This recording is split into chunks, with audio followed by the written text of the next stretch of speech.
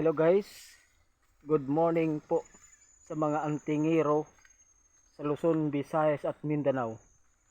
Nandito po kami ngayon sa ilog kumukuha ng mutya. Naghunting po kami ng mga mutya para ikarga namin sa mga bao na isa lang yung mata, bao na walang mata at pwede lagay sa grapa na may langis at mga latin.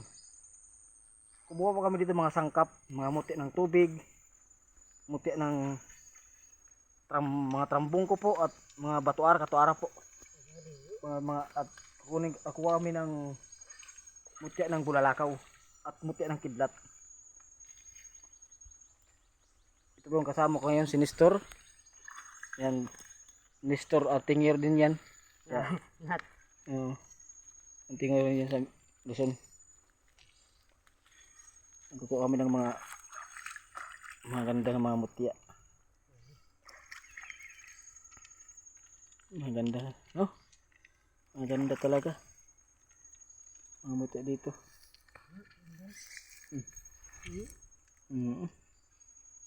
Okay, see. Oh, wah. Ngani. Yung bungkal nga nira, oh.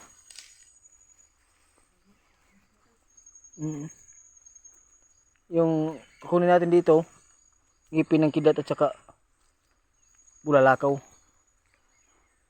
Pinaka-creepy pa itong lugar dito. Yan po.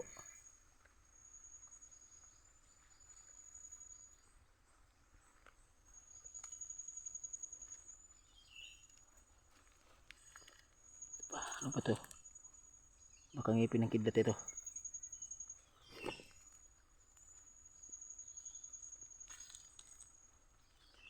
Marami buti ito mga marble. Ano ba ito? Baka po andun sa ilalim ng ngipin ng kidlat. Tabunan siya. Ano ba ito? Ito yung trambong ko po. Ito yung batuara po. Katuara po ito. Nalagay po ito sa grapa na may langis. May sangkap po ng mga latin. Dito pa ako dati nakakita ng kahoy naging bato. Dito po sa area nito at saka bulalakaw na kuha ko po dito sa area na ito. Baka makakuha tayo ulit. Yung mga bata may mga gabay.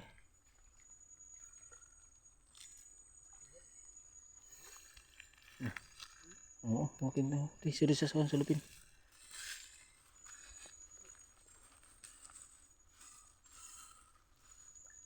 Tambong ko.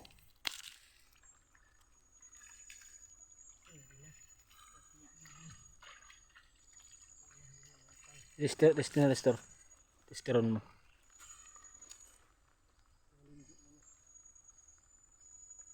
Pag nagmamagnet siya, ngipin ng kidlat tapos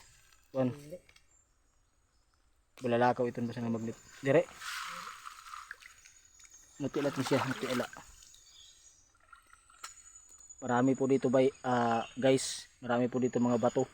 Iba-iba po yung kulay sa ilog na ito.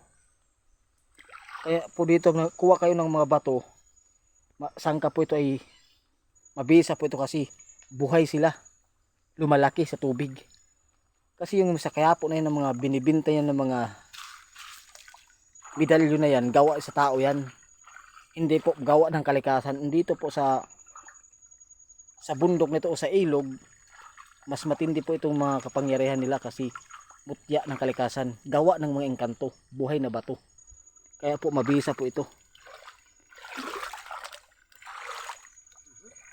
Trambong ko. Yan. Ang ganda yan. Mutyan. Sorry, mutya. Mutya yan. Wala kulay.